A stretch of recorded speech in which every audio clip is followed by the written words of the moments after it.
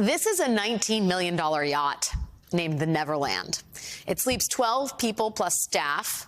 The thing is literally a mansion on water, and it has an infinity pool on the top of the yacht in case you can't find a place to swim while on this literal boat on the water. Now, a lot of the branding in this ad for the yacht says Namaste, and that's because that was the name of this yacht. The reason the Namaste yacht is now the Neverland yacht is because it changed owners. And it changed owners thanks to a deal orchestrated by none other than Republican Congressman and serial liar George Santos.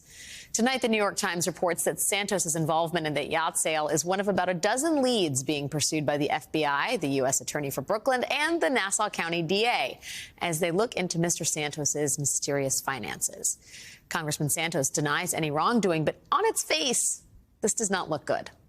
Santos brokered the yacht sale between two of his wealthy donors, and Santos has previously bragged to reporters about getting referral fees of anywhere between $200,000 and $400,000 from brokering $20 million yacht sales, which, at worst, begs the criminal question of whether this $19 million yacht sale was designed to inject more money into Santos's campaign than is allowed by campaign finance law, or, at best, whether Santos used his campaign to brush shoulders with the elite and, in turn, enrich himself. So that was the first alleged Republican yacht financial crime story today, but there's actually another one.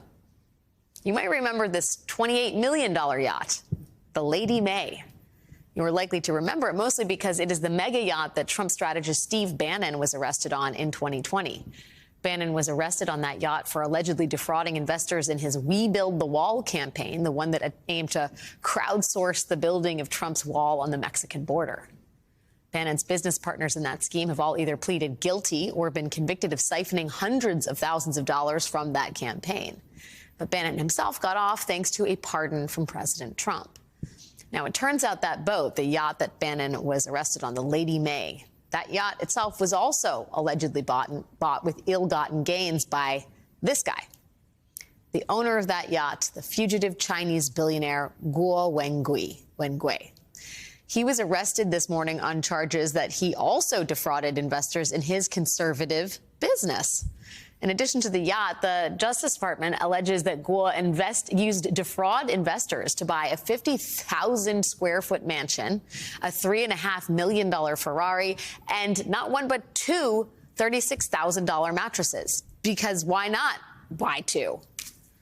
If you have been awake at all in the past 8 years, you know how influential Steve Bannon has become in the Republican Party. But it's really worth noting how influential this guy, Guo Wengui, has become in conservative politics alongside Steve Bannon. Part of Guo's alleged fraud was convincing people to invest more than $450 million in a media venture of his called GTV, but then pocketing tons of that money himself. Beyond the grift, GTV pushed disinformation about stuff like vaccines and election fraud and QAnon. And pivotally, it spread that disinformation on Spanish and Chinese language social media right here in America, all with well-paid consulting help from Steve Bannon. So Guo and Bannon are also the founders of the anti-Chinese Communist Party lobbying group, the New Federal State of China, which, among other things, was one of the official sponsors of CPAC, as in the Conservative Political Action Conference.